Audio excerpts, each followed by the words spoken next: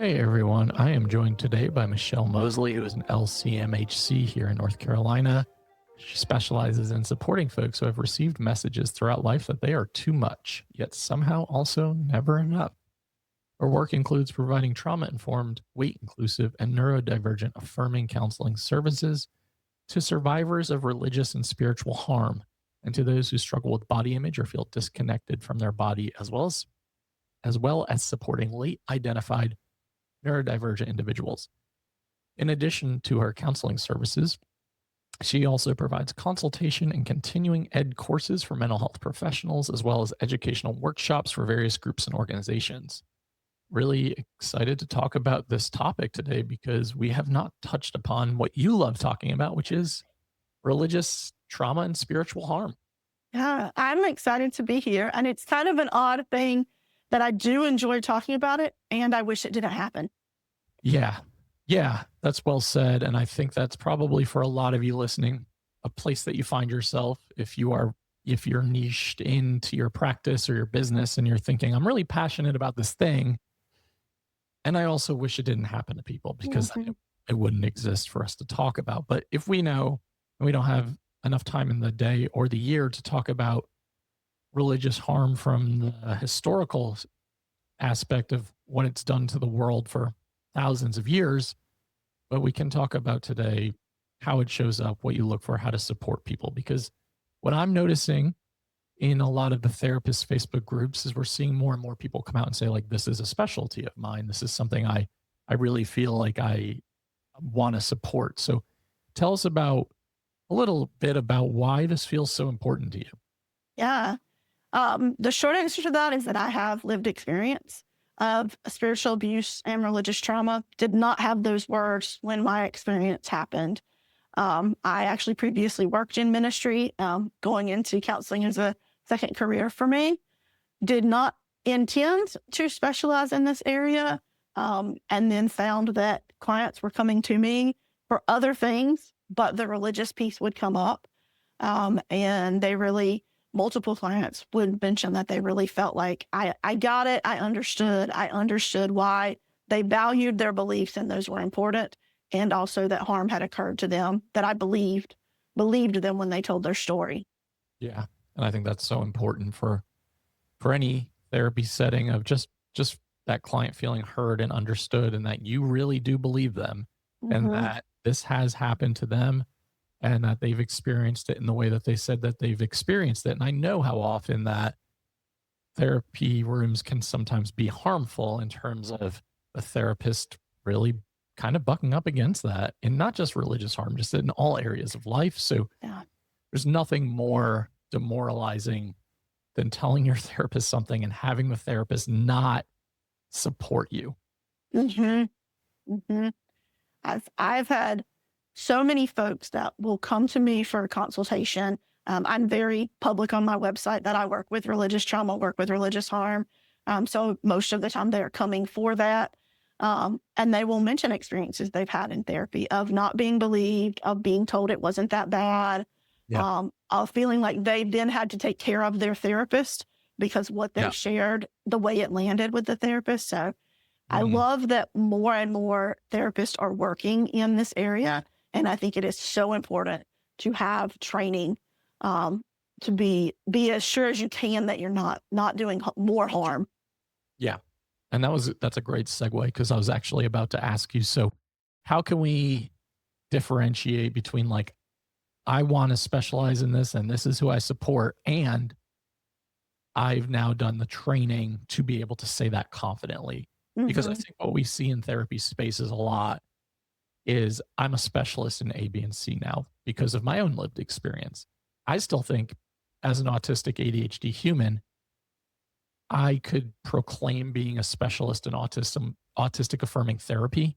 But if you haven't done the deconstruction work around it, around your own internalized ableism, around all of the core beliefs, I think you can still do harm even Yeah. when being a part of um, that population or that community. So, can you tell us a little bit about your thoughts on like what's the difference between I specialize in religious harm? I really specialize in religious harm. Yeah. I mean, I think lived experience can be an important piece of it. I don't think it's required. I know therapists who do really great work who have lived experience and those who don't have lived experience, and vice versa, therapists who are not doing great work Sure. because, they have lived experience and maybe they haven't done enough of their own personal healing. I know Yep. if I had gone straight into working with religious harm, within a year of my own experience, I would not have been capable of doing great work Yeah. because everything would have landed in my nervous system as activating. Um, so I think it is really important to, if you are a person with lived experience, to have done your own healing work, whether that's therapy, support groups, whatever it might be, that you've done your own healing work. And then that you have taken various trainings. I think it's important to look for continuing ed from various perspectives. If you are going to work with people coming from multiple different backgrounds, trying to find folks who offer education around those backgrounds. And some of that might be continuing education that you get CE credits for as a mental health provider. Some of it might be, oh, this information is out here. And because I really want to understand this population, I'm also going to invest my time, my money, and my energy into this, even if I don't get CEs for it. Yeah, that's a great point. And we are seeing more and more trainings pop up and more support groups and more opportunities to learn from different perspectives. And I think that's important too. Mhm. Seek out a variation of perspective and different takes on things. When we're talking about religious trauma, spiritual harm, are we seeing any sort of like pretty common experiences that you're seeing clients come in with? Like, what are the things that are typical um, to be looking out for when you are starting to work with these populations? Yeah, yeah. A few big ones that I see very often. I see a lot of gender-based discrimination, violence, inequality. A lot of folks that have experienced religious harm come from very patriarchal systems. Yeah. And I see it in both men and women. And I use gender binary terms because in a lot of these systems, that's the only view of gender. Sure. So folks coming in with, I was told this is what it means to be a man or a woman because I was assigned male at birth or I was assigned female at birth. But I don't align with that. I'm seeing ways that doesn't fit. I'm feeling this cognitive dissonance with what I'm being told and my own experience. So the impacts of that, personally, identity development wise, relationship wise, I see that come in a lot. Things related to purity culture. So a lot of teachings around there is no sexual activity outside of heterosexual marriage. Of course, you're going to get married in a heterosexual marriage. Right. Some groups even have prohibitions around what kind of sexual activity is allowable within that context. Sure. So the impacts of that, of folks who maybe got married really young because they wanted to have sex and have that kind of normal or typical part of life for a lot of people. And that was the only way that they could. Yeah. Or they were just impacted of like, I don't feel connected to my body at all. I don't know how to experience pleasure in any sense. Those are two big ones. And then overall difficulty with autonomy, because if you've been in a high control group where you weren't allowed to make any decisions, that feeling of being able to make decisions can be really challenging. And in some of these groups, folks even get messages from scripture or from leaders that you can't trust yourself. Right. You have to trust me or you have to trust God or the higher power. You can't trust yourself. You're going to be wrong. Absolutely. So That's those great. are kind of the main things I see coming in. Yeah. Yeah. Yeah. And what comes up immediately for me as you're talking when anyone's doing any sort of deconstruction work is guilt and shame. Mhm. Talk about the guilt and the shame piece for this, because I think that has to be a huge part of it. Yeah. Those are two huge things that come up. I mean, a lot of these systems really have shame kind of baked into them. If we can make you feel wrong enough and small enough that you have to rely on the system, you have to rely on our beliefs in order to be worthy, then you're never going to try to leave. Right. And then a lot of these systems will add another layer of shame if somebody starts to deconstruct. So from my perspective, deconstruction is simply questioning beliefs, and it is a normal part of growing as a human. I think if we are growing as a human in any direction, it is natural to be like, oh, I have new information. I am now questioning the belief system I had previously, whether that is religious, political, family. I'm questioning this and I'm putting things together in a different way that makes sense based on the information I have now. Yeah. But a lot of times folks are shamed for starting to ask questions. And they start internalizing that I am a bad person. I am not worthy. Something is wrong with me. Right. Yeah. How dare I question this? That's been kind of ingrained in me Mm-hmm. for my entire life or this Mm-hmm. entire experience. And I think that can cause a lot of self-harm behavior, like a lot of substance use probably starts to surface, a lot of self-injurious behavior probably starts to surface. And again, falling back on there's something wrong with me. It's not this whole picture that I'm trying to be curious about. And I think when we're Yeah. curious about any of this stuff, it brings up opportunities for us to start really questioning what we know. And if you're in a family that is not accepting of curiosity, it's going to feel really isolating. And having different perspectives around us is so healthy. And it's something that we don't often get to see in a lot of these situations where you might just be around people in like an echo chamber and it's really hard to start thinking differently. And then you're exposed maybe by one interaction or one experience, and all of a sudden it's kind of a ripple, like trickle down effect, and you're questioning everything and anything. And I think that, I mean, for me, growing up, I was not brought up in a religious home by any means at all. Actually, quite the opposite. But I was definitely brought up in an environment around a lot of people who were definitely unbelievably racist. Mm-hmm. And deconstructing from that of like what we know to be true from a white supremacist culture, and then going to college and then going to have different experiences around different types of people. And you start to think, this is bullshit. All of this is bullshit. And that creates such friction in relationships that might have felt really important and really valuable. Mm-hmm. And that can feel really unbelievably alienating in terms of like, oh, I'm on my own now. And Mm-hmm. I imagine that's a lot of the same. Yeah. Yeah. And I think that's one of the areas that it can be really important as a therapist, if you're working with somebody, um, to be sure that you're not trying to rush them to Yeah. change course or to leave, because there really is a sense of, I'm going to lose my whole community, like Yeah. my religious community, but depending on the context, I may also lose my family. Like I Right. may be coming from a context where my family literally is not allowed to speak to me anymore if I don't still believe this. Yeah. And that's scary. And it can be really hard to be in that place of like, I don't believe this. I have interacted with other people. I have learned other information. My view has expanded. And I also have to hold on to this in some sense because this is kind of a tether that I don't know that I'm ready to let go yet, even though I might recognize it's not healthy. Absolutely. That's really well said.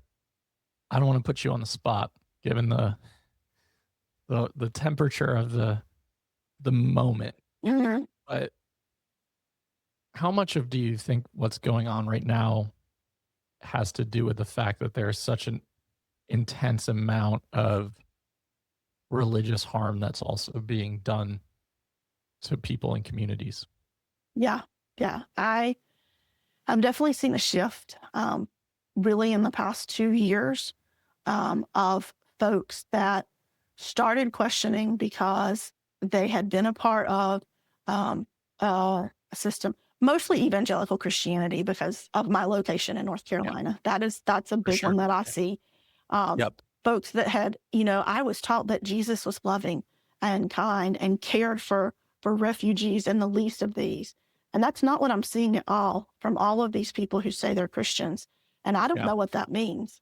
And for some people, they're like, I want to toss it all out. Other people are like, I still feel really connected to Jesus, but Yeah. I don't know what all this means. And I feel even further from my family or my close friends. Like I didn't realize that they agreed with things that are happening. So I've definitely seen an impact there. And I've also seen an impact in the therapist community of how therapists react to, some of my trainings or some of the things that I will say. It seems like for some folks, it feels like there's permission to push back in what feels like unhealthy ways, not good, good faith questioning of tell me more about this. I don't know about this. For sure. Yeah, 100%.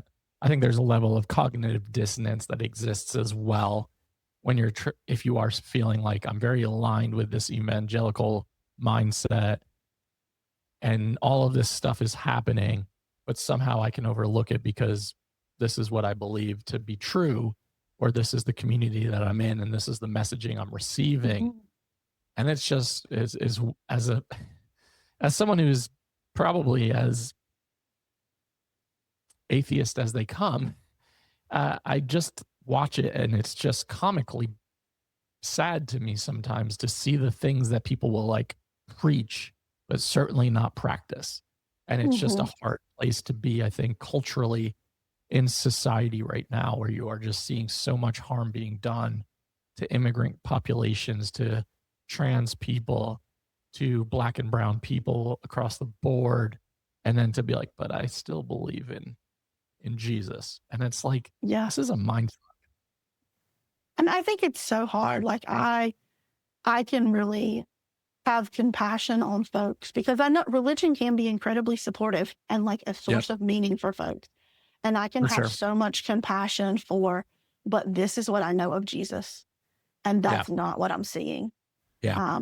And I think also for folks of a certain age, folks who were in the church in the 90s, maybe early 2000s, and then particularly neurodivergent folks, because I am late identified autistic as well.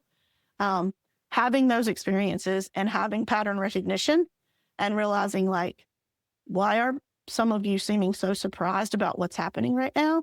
Because this was what's happening 20, 30, 40 years ago. Like the foundation was being laid for this at that point in time. And I know for me, like I vividly remember early 2000s, a particular sermon in church that was very politically aligned. And I didn't have words to describe it, but I was like, this feels off. Like, why are we endorsing a specific candidate in a sermon in church on a Sunday? Like, this doesn't feel right to me. Yeah, the whole like separation of church and state mentality doesn't exactly hold up in this light right now or in general in ways. So it's interesting to then start like deconstructing that and saying like, this doesn't hold up for me. This doesn't feel aligned for me. That's where the questioning starts to start. And then it is becoming like, where do I go from here with this? Where do I feel safe enough to do so? And I mean, people like yourself who are hosting trainings and speaking up and out about religious harm, spiritual harm, etc., such an important piece of the puzzle, because otherwise people feel really alone in it. And I think it really does come back to then sense of self or sense of morality, instead of feeling like, oh, there are so many people who have had similar experiences. Yeah. One of the really beautiful things that I will see, I facilitate a group for folks who've experienced religious, spiritual harm. I really created it as something that I wish had been available earlier in my healing journey. And so often, like I can talk about, you're not the only one experiencing this, but coming together in that group and, like we come from different backgrounds. We've had different specifics around our experience, but I'm not the only one. Yeah. I'm able to connect with other people. And also a really beautiful thing in that group is that folks are often in different places in their own journey. And so also that experience of like, we don't all have to be believing exactly the same thing. Right. It's okay to interact with people who don't believe exactly what I believe or hold the exact same identities that I hold. Like, you're not scary because you're different. 100%. Well said. Yeah, that's a really important point in all of this as well. So I want to just thank you for coming on and talking about this, because again, like I mentioned, out of 200 plus episodes, this is the first time we've really delved into this at all. So And I know how important this is, not just in the therapy space, culturally. Mhm. And we are in a moment in history right now, an iteration of history where I think we are going to see a lot of deconstruction happening around religious belief in general, as we continue to see religion being used as a weapon in a lot of ways as well. And a lot of people who, like you mentioned, I still want to have this faith. I still want to believe. I still am finding this to be helpful, but it needs to be done in a very different way for me to feel Mhm. connected to it anymore. Mhm. Yeah, yeah. And really, um, helping folks understand that the word deconstruction is not a dirty word. Yep, In a lot of religious circles, it is viewed as a dirty word, for and sure. folks think of It's it as you're going to leave. If you start questioning, you're going to leave, yep, which I've always, my whole adult life was like, but if what I believe is the truth, then questioning is going to lead me back to the truth. yeah, Like, so if we really believe that we have the truth, why are we afraid of questions? for sure. Yeah. And I think when you say that, right, like deconstruction can be viewed as a dirty word in certain circles. That sounds to me like it feels threatening in certain circles. Mhm. So if you're starting to say the word deconstruction and that leads to you're going to leave, there's a feeling of like threat there and there's a feeling of potential loss. But a lot of it also has to do with control. And Mhm. this is a very complex topic, one that we could never talk about in the 25 minutes that we have. And I think this is just scratching the surface. So for those of you listening, if this feels like it lands for you in any way, I implore and encourage you to do more of this work, to be more curious, to question more, to take a look at some of the trainings that people like Michelle are offering the community or support groups that exist. And just to know that you are not alone in questioning or feeling this way, and really hopefully normalizing the fact that it's very, very, very healthy to question all of these things right now, Mhm. more so than ever. Yeah, yeah. I mean, questioning is a part of growth. Yep. We want to grow as humans. No, Questioning, finding answers, exploring, listening from other perspectives, like that is part of growing and being a healthy human. yeah, absolutely. Absolutely. We don't grow in places of stagnation. So I want to just thank you for coming on and sharing some of this. And I want to just also offer you the floor to share if you have anything coming up or how people can reach out and work with you in this capacity. Yeah. So I am working on planning my continuing education calendar for the year. So that information is all on my website for any mental health professionals that are interested. All of my trainings are NBCC approved for CEs. Um, so the best places to find me would be my website, which is michellefmoseley.com. I do blog there, so there's some long form content about these same topics if that is of interest. And then I'm also on Instagram at therapy_with_Michelle. So if more short form content is more your thing, I share resources and information around all of the religious harm, but also the body image work, the late identified neurodivergence, all of that there as well.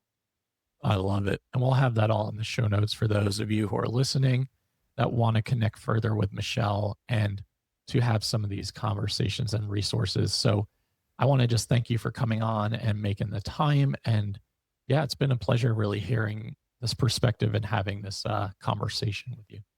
Thank you so much for the opportunity. I'm always happy to share more information about this with folks. Yeah, you are very welcome. And to everyone listening to the All Things Private Practice podcast, new episodes are out on Saturdays on all major platforms and YouTube. You can like, download, subscribe, share. Make sure to join us in Portland, Maine, September 1st to the 3rd for the third annual Doubt Yourself, Do It Anyway Summit. We will see you next week.